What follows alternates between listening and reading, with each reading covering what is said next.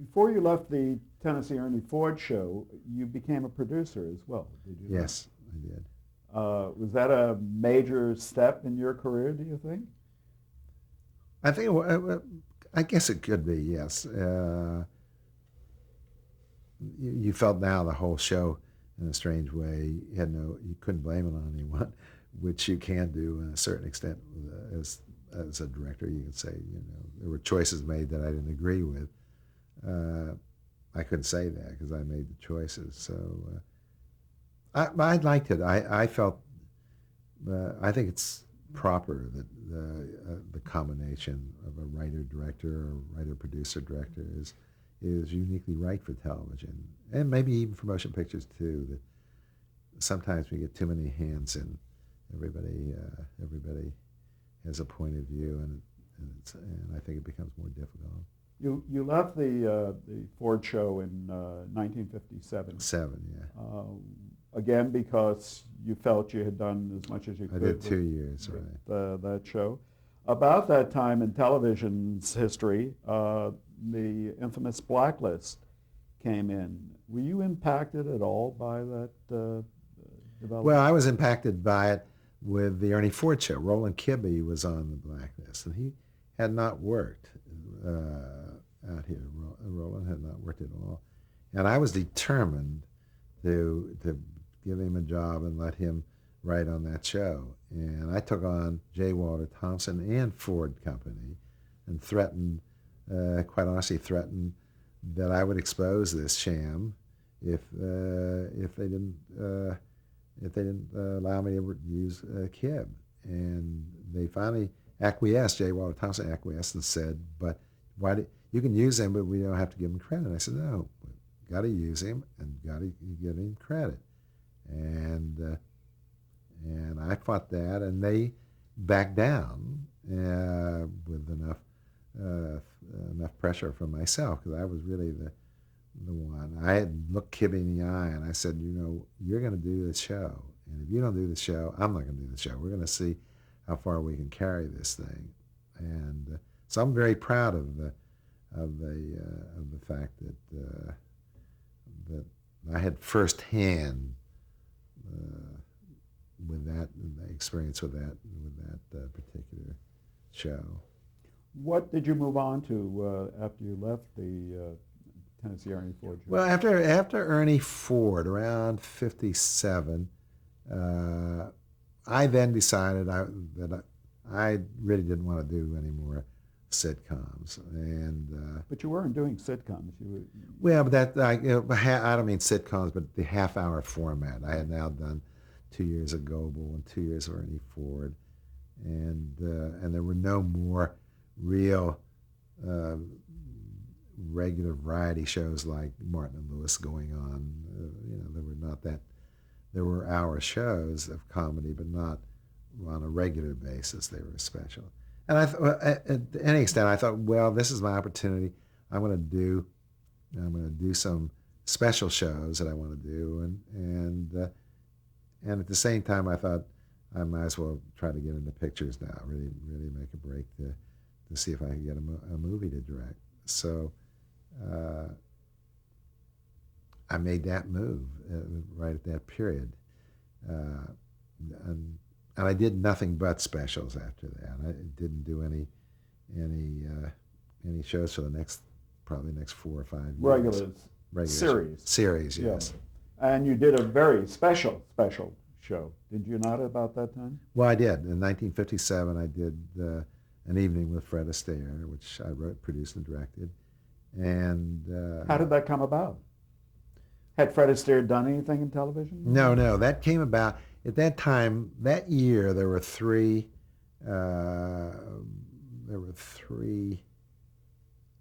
new shows going on. Talent that were going to break in and do their first television show. One was Fred Astaire. The second was Bing Crosby, and the third was Gene Kelly.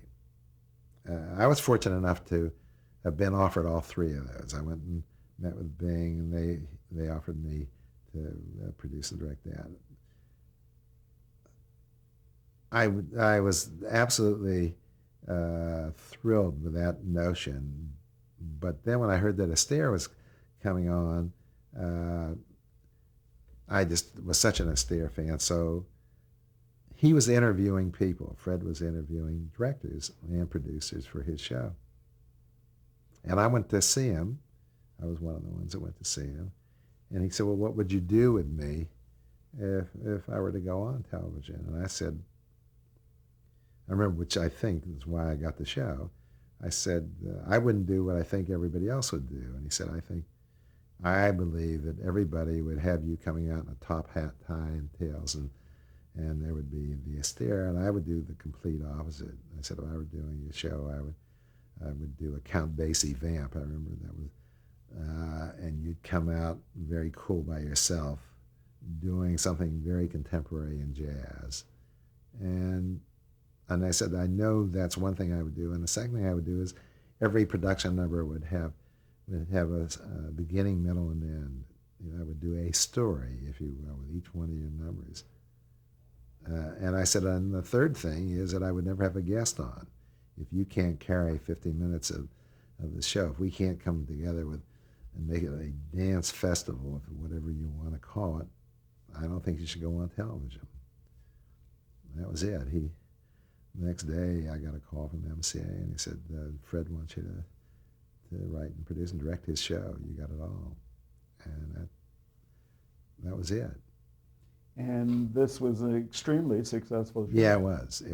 It was. We rehearsed the show for 8 weeks, almost like a Broadway show. I think it's the first and only time in television that it was nominated for, I think, something like 12 Emmys and won all 12. Everybody that was nominated won. I know that.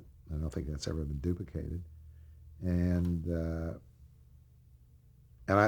impact on that show, there's never been an instant impact like that. I mean, the show just went on and on. I have a book filled with telegrams that I got from people that I never had even met. I never got a response from anything I've ever done in my life compared to the impact of the Astaire show. How long did you actually prepare for this show? About 8 weeks. We rehearsed about 8 weeks.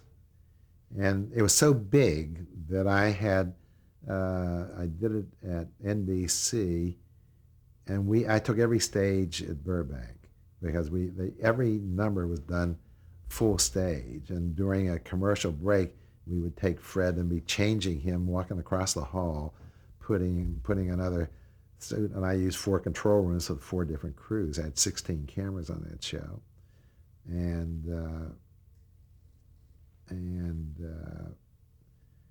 we piped the music. David Rose was the musical director. Who you met at the Tony Martin show? I used him from the Tony Martin show. And was a friend. Very close friend. And I told Fred he's the guy to do the show, and he was brilliant. Who were some of the other people involved?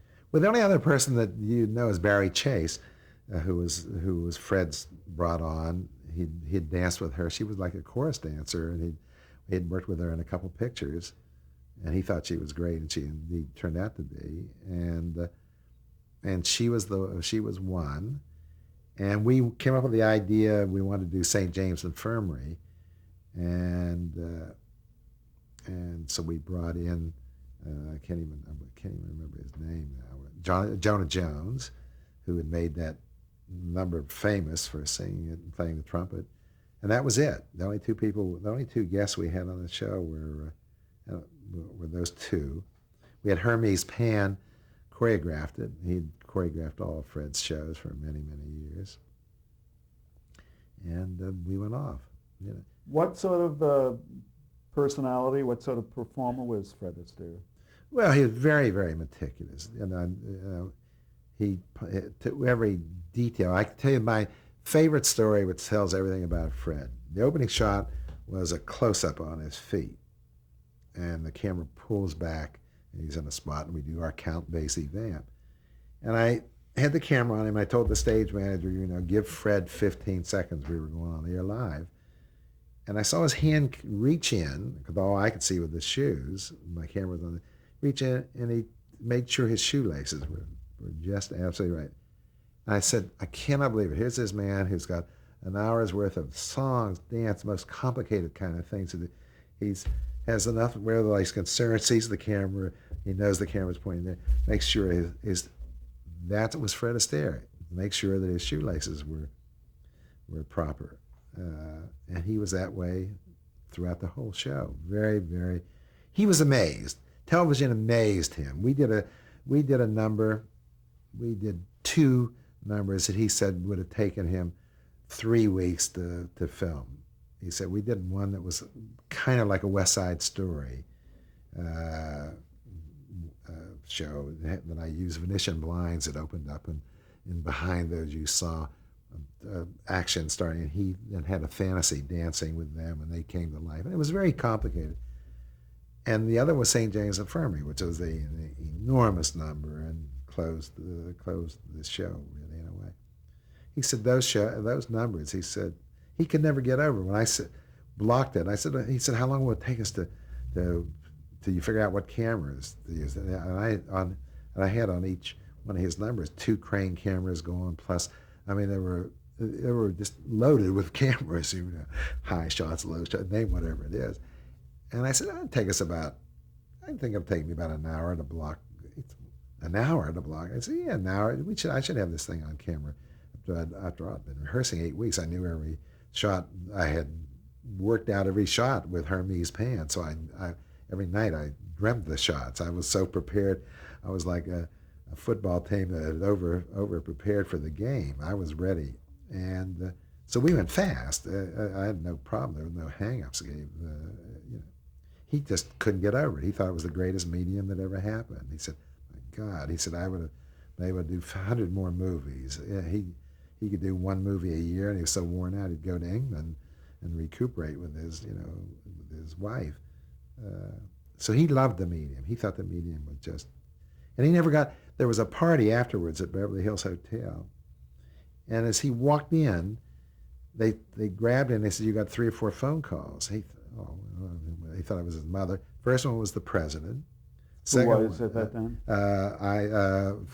I guess it was Eisenhower, wasn't it?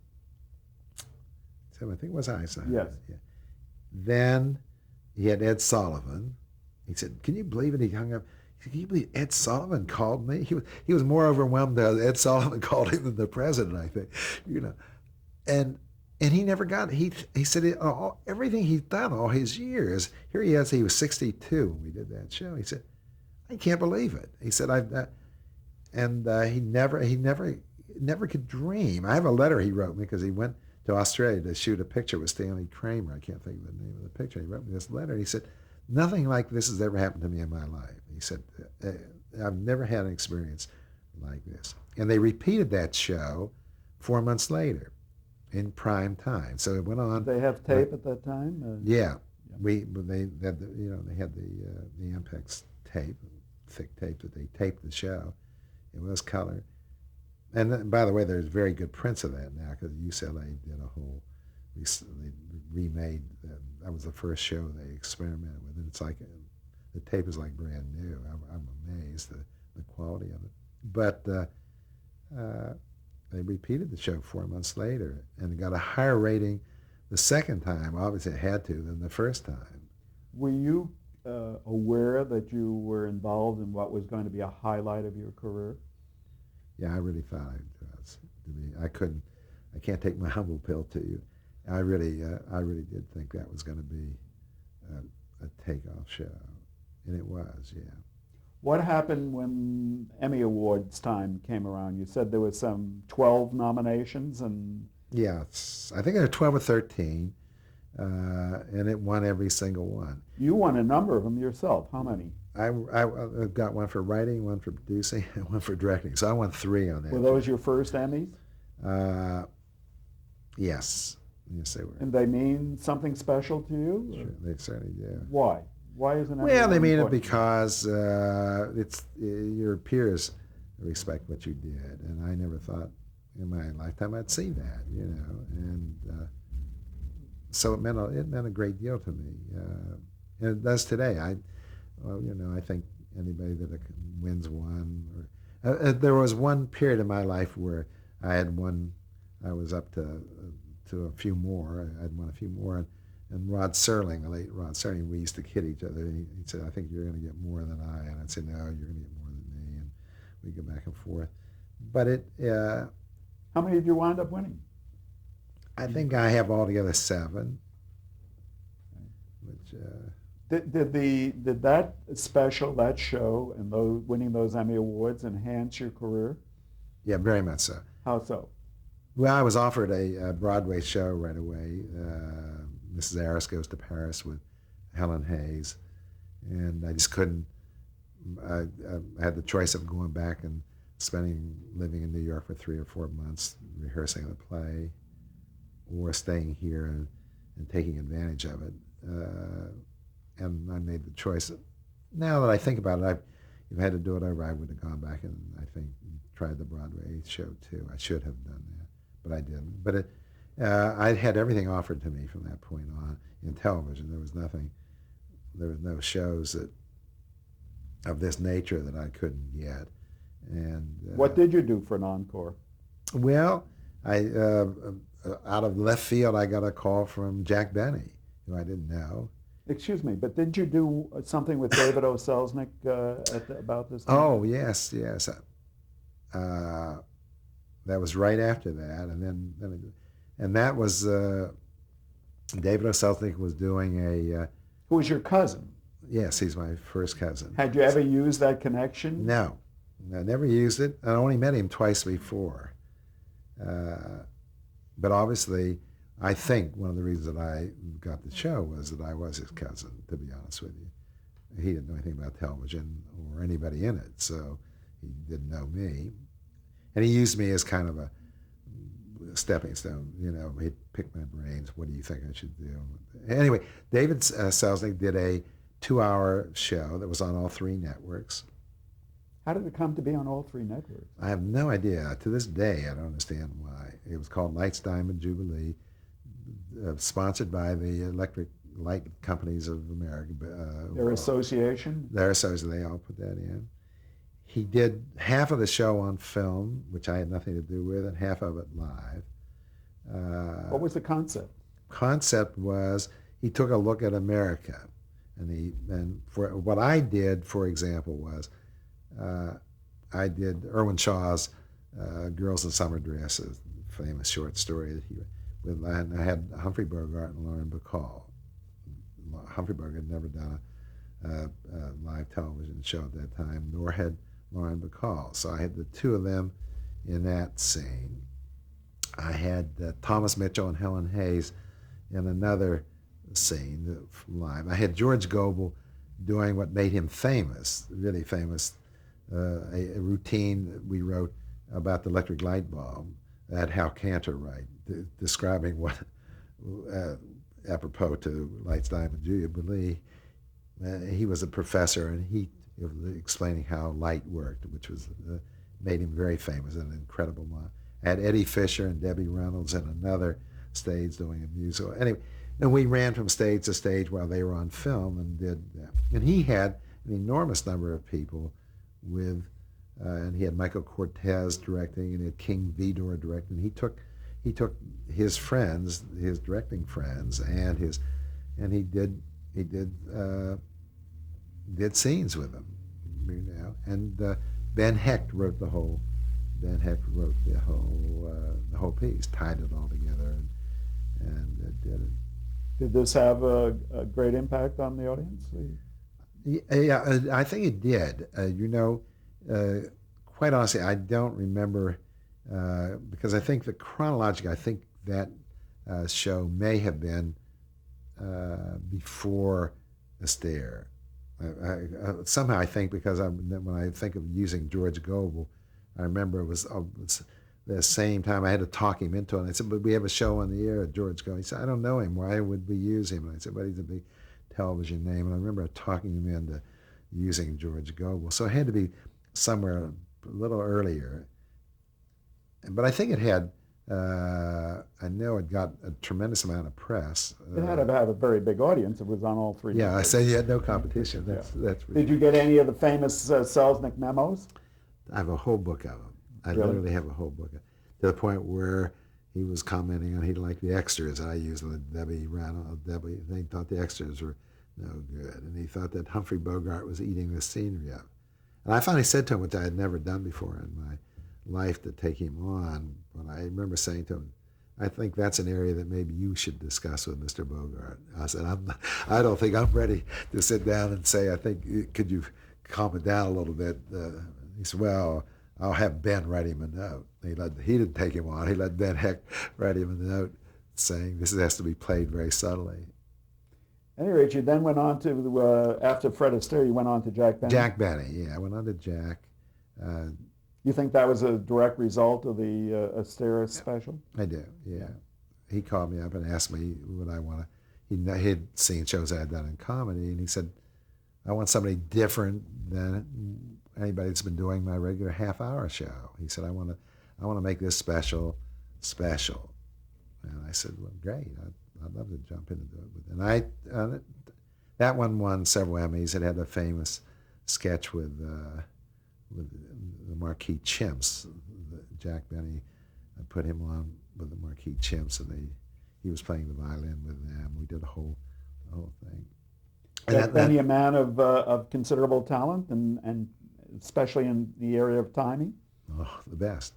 He's Jack Benny, of all the people that I know that I've worked with in the business, was, in my opinion, the dearest man I know. I think the most giving, the most sharing. Jack Benny, to me, was probably the most special man I've ever been connected with, by far. Most charitable man I know, the most self-effacing human being I've ever met. Never took credit for anything. Always talked about his writers or anybody else. And actually, I had this idea for an opening, which was an incredible opening for the first show. For the first show, where a show opened, you catch Jack Benny sitting talking to the audience, and the cameras are all moving around, and the stagehands are there and everything. And he reaches a point where he says to the audience, it's a comedy show, so laugh if it's funny, and if it's not funny, laugh anyway, and I'll come out and explain it to you after the show. And doing a real warm-up. And then the stage manager comes in, and he says, 10 seconds to air, Mr. Benny. And he said, I got to tell you one secret. He said, my producer on the show is Bud Yorkin, and he just won, as you know, a lot of Emmys for this Astaire show. And he wanted to do something big. He thought I should do a big opening. You know me. I like to come out and talk. I don't believe in doing something big. But we had this huge argument, back and forth, and finally we compromised. So you get a chance to see what the compromise is. Oh, I got to go, so I'll see you later.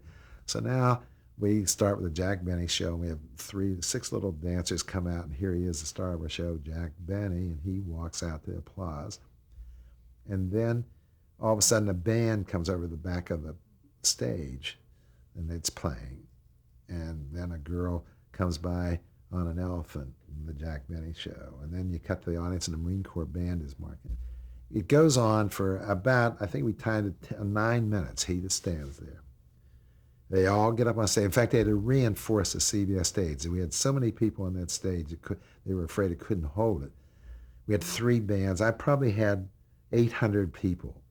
People come, Half Moon, girl comes down, Jack Benny show on it. And so and then they all get up and they do the Stars and Stripes Forever, the balloons fall. He walks down, the curtain closes, and he said, well, that was the compromise. What he wanted was ridiculous. And it's the single biggest laugh I ever remember having. That laugh built, and then went into applause. I always thought that opening just was so perfect for Jack, just to stand. He was the only comic I know that would stand there for 8, 9 minutes, just watch the bend and do that deadpan look. What was your thinking when you took on Jack Benny assignment? I mean, his act was very well known. He'd been doing it essentially since the heyday of radio. How would you make it different by doing things of this? I just thought it was a challenge for me, and also I just thought he was so wonderful just to have the opportunity to work with Jack Benny. I thought, well, how can you pass that up? And